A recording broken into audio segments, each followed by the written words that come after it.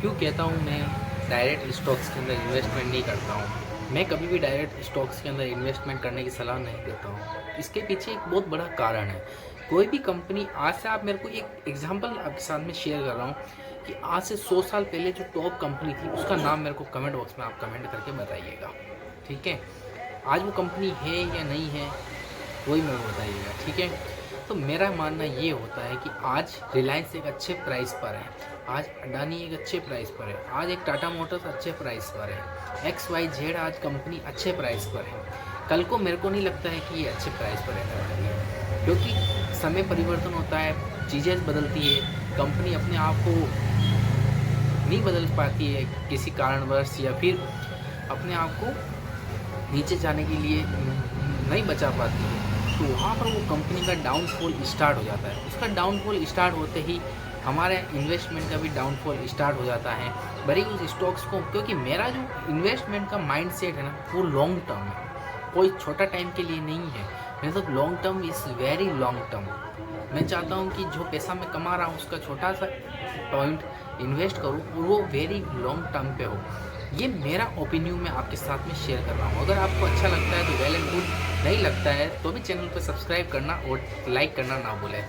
बाकी मेरा ये व्यू है, किसी पर्टिकुलर आज कोई भी कंपनी है इसके अंदर मैं इन्वेस्टमेंट करता हूँ तो ये आगे चल के अच्छा रिजल्ट देगी या नहीं देगी, इसका बहुत कॉम्प्लिकेटेड है और इसकी एनालिसिस करनी पड़ती है, इसकी फंडामेंटल स्टडी करनी पड़ती है, पर्टिकुलर उस कंपनी के बारे में सब कुछ चीज़ें अपने को ध्यान में रखना पड़ता है। और कंपनी आज कुछ भी वैल्यूएशन पर है और कल उसकी वैल्यूएशन उसकी 100 गुना होने की प्रोबेबिलिटी भी है, उसी प्रकार उसकी 0 होने की प्रोबेबिलिटी भी है। 0 मतलब कि वो बिल्कुल 0 नहीं हो जाएगा, पर अप्रोक्सली 0 के पास में आ गई है। ऐसी बहुत सी कंपनी आप पास्ट में जाके देखोगे, येस बैंक है, वोडाफोन है, XYZ बहुत सारी कंपनी है।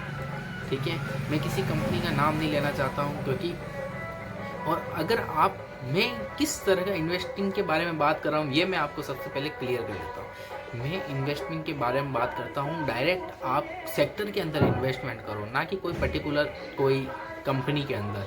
आपको लगता है कि इंडिया ग्रोथ करेगा, आप निफ्टी 20 खरीद लो। आपको लगता है इंडिया की IT कंपनी परफॉर्मेंस करेगी, आप IT 20 खरीद लो। आपको लगता है कि ऑटो सेक्टर चलेगा तो ऑटो 20 खरीद लो।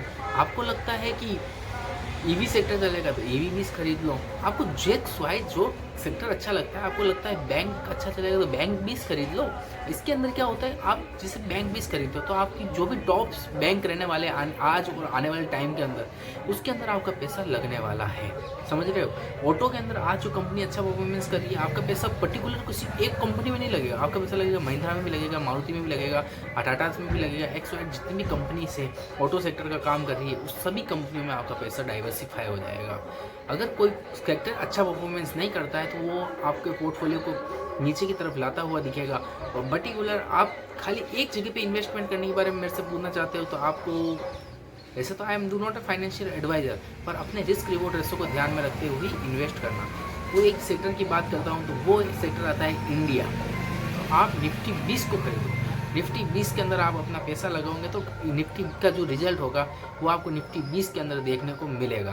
निफ्टी 20 का जो पर्टिकुलर जो ईयरली बेसिस पे जो रिजल्ट है वो 10 से 15% के बीच के अंदर आपको रिटर्न मिलेगा। और प्लस इसके अंदर क्या होता है, जैसे कोई 50 कंपनी का समूह है, इस 50 कंपनी का भी डिविडेंड देती है तो इसका डिविडेंड की प्राइस भी इसी के अंदर एडजस्टमेंट हो जाती है, जिसके कारण से जो रिटर्न है ना निफ्टी से भी ज़्यादा रिटर्न निफ्टी 20 का हमको देखने को मिलता है। आई होप कि आपको ये चीज़ें समझ में आई होगी। मैंने यहाँ पर 2 चीज़ों की बात करी है कि कोई डायरेक्ट कंपनी के अंदर इन्वेस्टमेंट ना करें अगर आपका लॉन्ग टर्म के अंदर प्लान है।